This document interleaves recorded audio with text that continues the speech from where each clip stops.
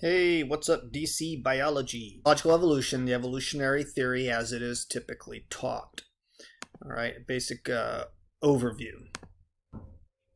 So, modern evolutionary theory, it's changed and it'll continue to change, I'm sure.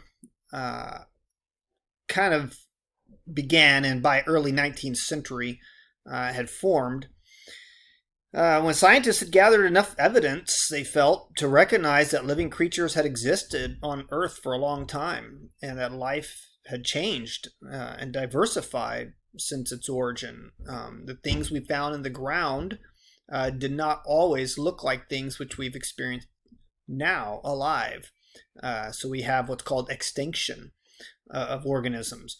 And good reason to think that not everything, and that means that some things are as they've always been, but not everything is as it's always been when it comes to different types of plants and animals and insects and fish.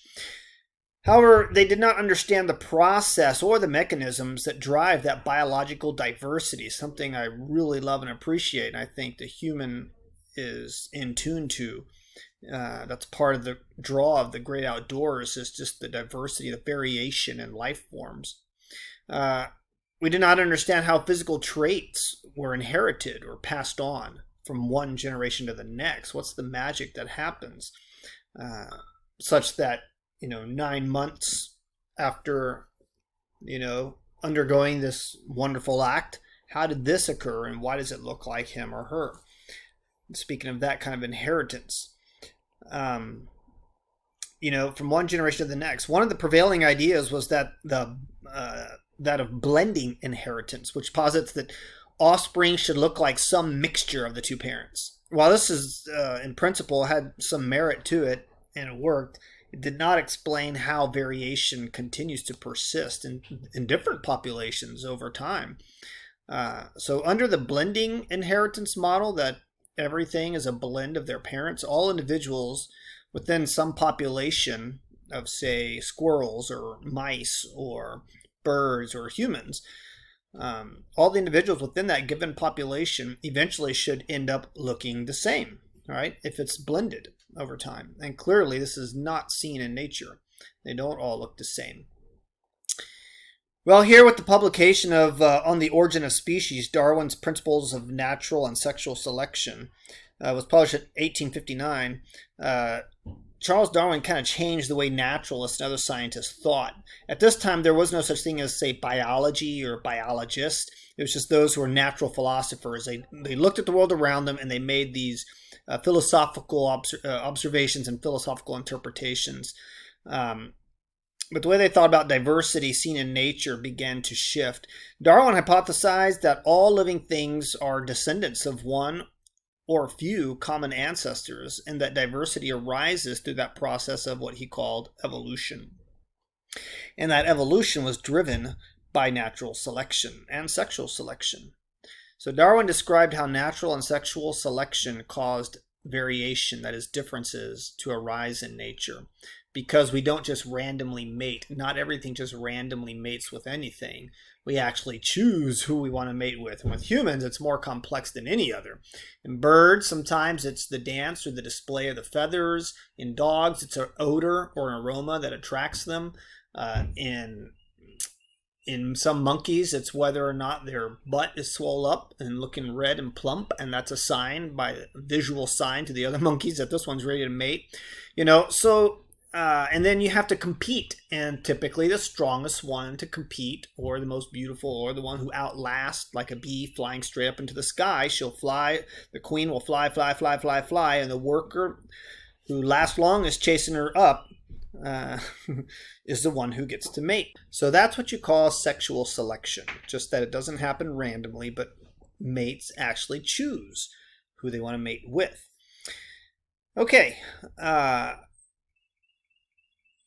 so that's what causes the variation. Just some people are able to reproduce better and therefore pass on their strong or endurance genes or appearance genes, others are not.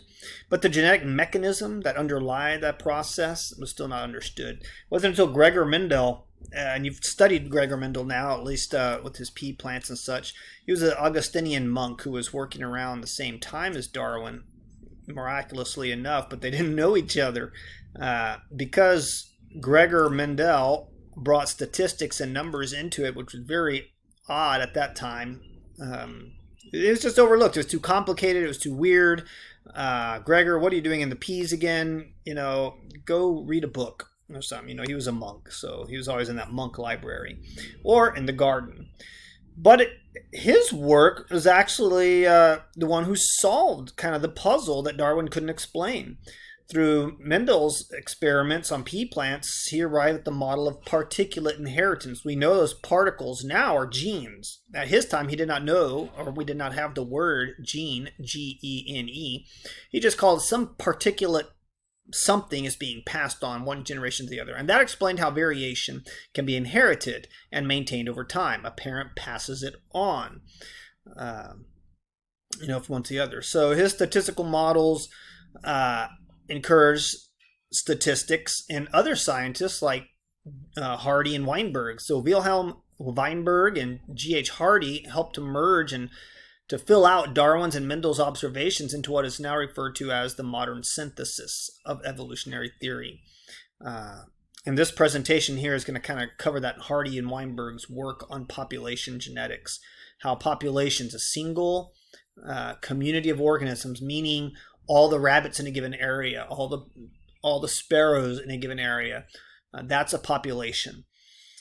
All right. It took a little while on that slide, but so I talked briefly about sexual selection in the last slide, and we'll talk about it again in a moment. But first, we've already come across this term, sexual selection, and maybe I'm talking long enough that you can actually look at these slides and maybe copy them.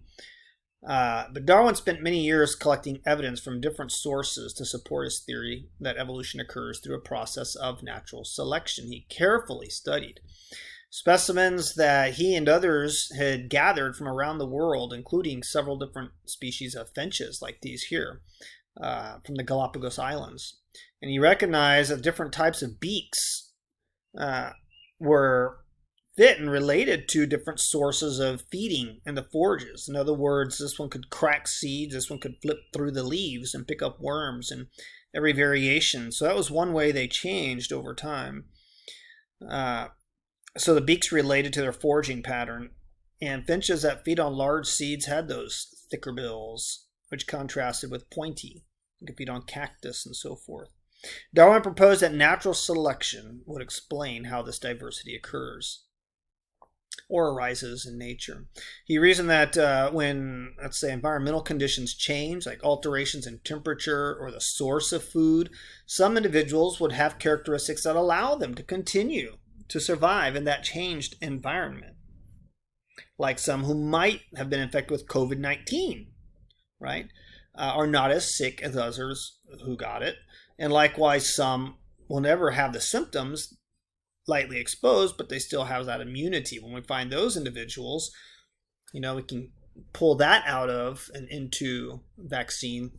That's going to be a wonderful the modern superhuman. Well, anyway, if you have these traits that happen to allow you to survive in a changed environment, then you are going to be more successful and more likely to produce offspring than other less successful. This is what he called fit. And perhaps less, well-adapted individuals may not totally die off, but definitely are not going to mate or reproduce as often. Anyway, over time, the useful adaptive traits would become more common in the population, and the detrimental traits would become increasingly rare. And we'll see this in our selection graphs here, such as you read on Tuesday.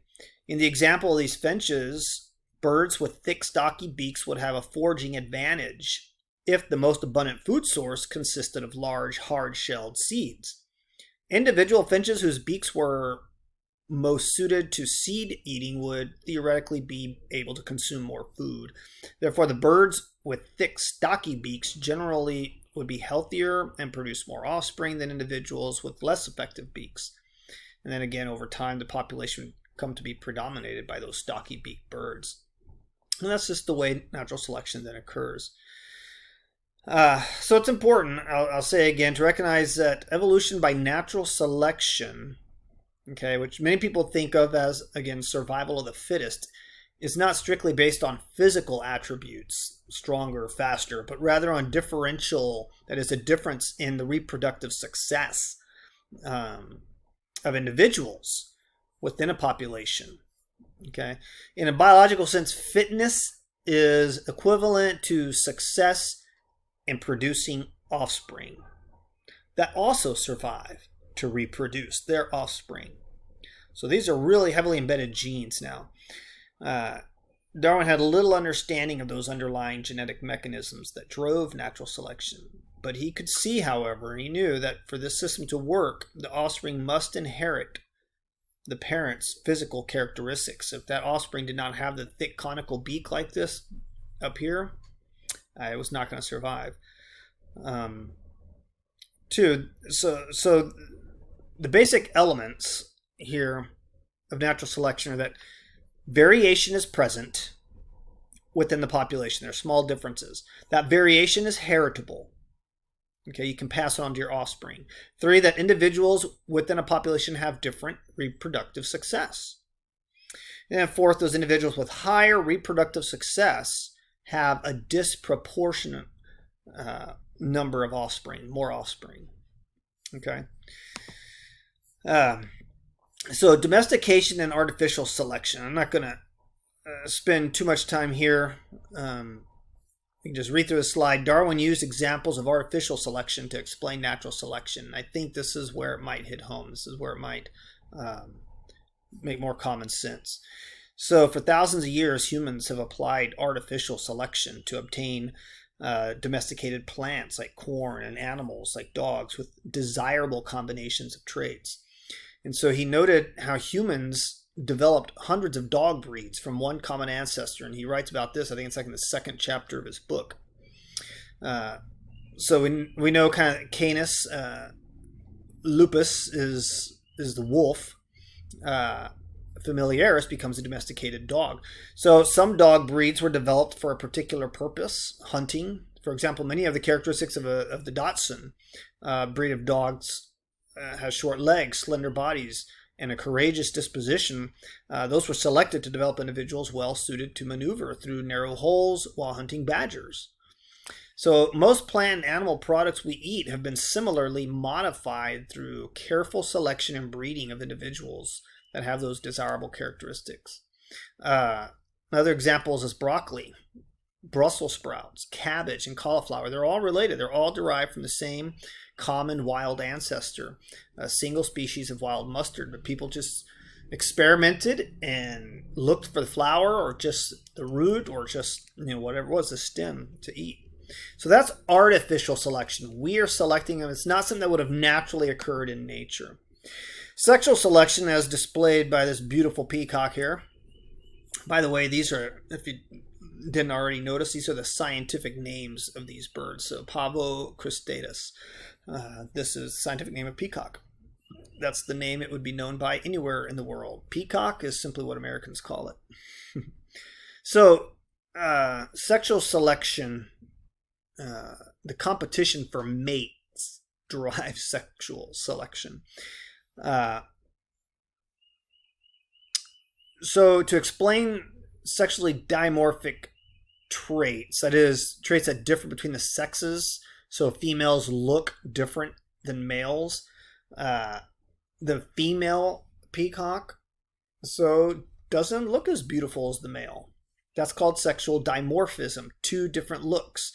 That's most easily seen in birds, not quite as easily seen in other animals, so it's a good example. For why, males of many species tend to have more showy traits, while females are often drab, is because the females get to select, and the men have to prove their stuff. They have to defend a territory for her. So, unlike in humans, where it seems like the women are the ones strutting their stuff, well, they really kind of don't have to. Everyone knows for a man, all you got to do is show up, right? No, I'm just kidding. That's a Mel Gibson joke. Humans is a little complex. We won't even get into the humans, but you can kind of see the root of it. Darwin proposed that competition for mates and for mating opportunities drives the process of sexual selection, as long as the fitness benefits conferred by this selection outweigh the cost imposed by natural selection. So, for instance, elaborate male traits, right, such as the spectacular train here of the male peacock, they're clearly important to attracting females. And during courtship, the large elongated train increases susceptibility to predators by reducing the male's flight capability. So that's kind of a conundrum there, right? I can impress you and mate, but I also draw more attention from predators that could kill me. Well, peahens, the female peacocks for whom the males are competing, are relatively drab and blend more successfully with their environments. Well, they're going to have to be the ones to hide the eggs, right? So females are less vulnerable to predators, particularly during the nesting season. So Darwin noted that since females and non-breeding males lack exaggerated colors or displays, these features of breeding males probably are disadvantageous. Well, there are two basic forms of sexual selection: intrasexual and intersexual.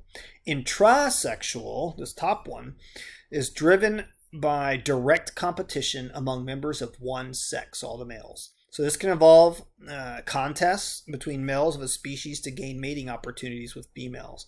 So such male-male combat is found among deer. We see the pronghorn deer always button heads, smack. So that's a threat. There's competition there, and one, if they don't give up soon enough, could end up dead. Competition between males also may take place during reproduction. So in some species, the sperm from more than one male may compete to fertilize the female's eggs. That's like in frogs. In contrast, intersexual selection is driven by abilities of one sex to attract the attention of the opposite sex and be chosen as the mate.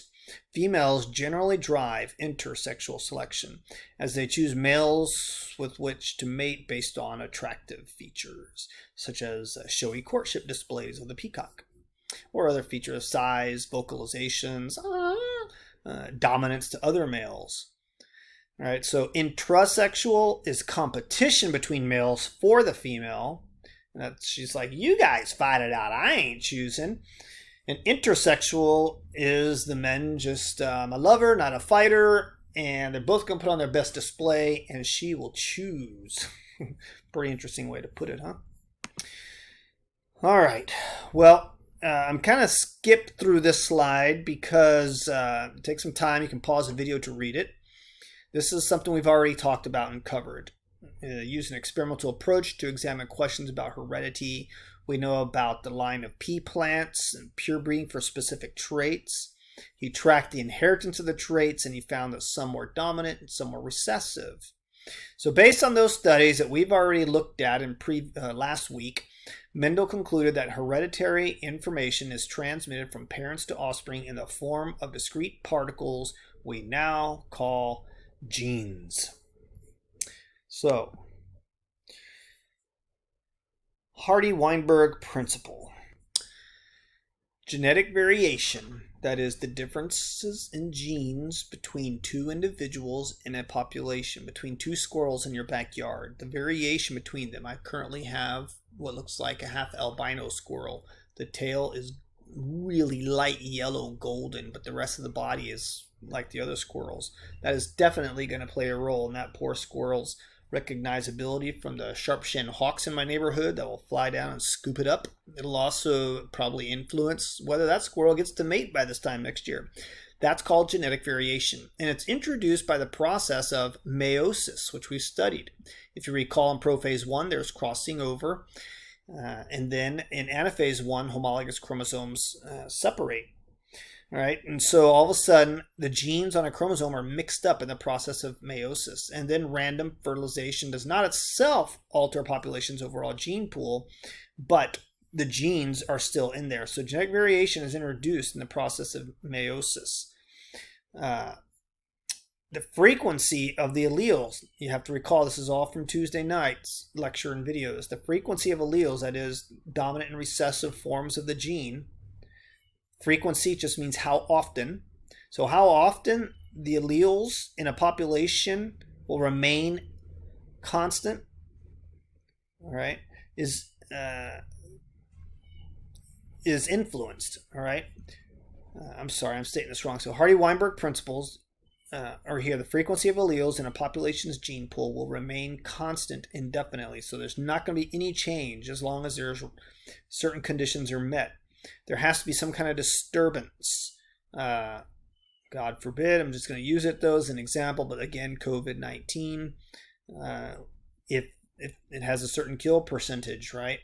But if you were naturally immune to this, you're going to be able to live longer. And that's going to change over time. Then people that had able to live long enough to mate and reproduce are going to show up more often than those who are not able to. So that would be qualified as a disturbing influence. But unless there is that disturbing influence, then the alleles, the number of genes in a population remains the same. So a theoretical non-evolving population is said to be in equilibrium. It's just all the genes are the same. We call that Hardy-Weinberg equilibrium based on the guys who came up with this principle. So what are those conditions, according to the second bullet, that might change the gene frequency? Well, evolution is not occurring if everything stays constant. Environment, disease pressure, food is more than available. Everyone has plenty of selection of mates. No need to fight over mates. All right, then there is no evolution. Okay? That population would be in equilibrium. However, there are a few mechanisms that do underlie some deviations that we've seen, because we know that some animals do go extinct, and you have to ask why. Here we are. Mutation. What if there is a mutation? As you learned again from Tuesday night, mutation leads to disease more often than not. Very rarely is it beneficial, and most often it is just neutral. But if we have a mutation that survives population, individual to individual, it's heritable, then that could offset the gene frequencies we talked about here, the frequency of alleles. Selection, all right? If selection is taking place, certain individuals are being favored over other individuals, well then that could throw off the frequency. Migration, what if something came in that wasn't here before? Ooh la la, everything wants to mate with that. Or plants. Genetic drift, that's flow. We had a whole video, you had a whole video on that one, I believe. Non-random mating. Okay, well, selection up here was natural selection, and then non-random mating. So these are the 5 fingers, as we saw in the TED Talk, 5 fingers of driving evolution. Okay, so let's look at each of these real quick. Remember that genetic variation contributes to the evolutionary potential of that population. A mutation or a random change in an organism's genetic material can lead to changes in the gene pool if the mutation is heritable. That is, if it's carried by the sperm or the egg. If the gene is mutated in the sperm or the egg, it can be given to the offspring. So the word mutation refers to the process by which a gene or chromosome is modified.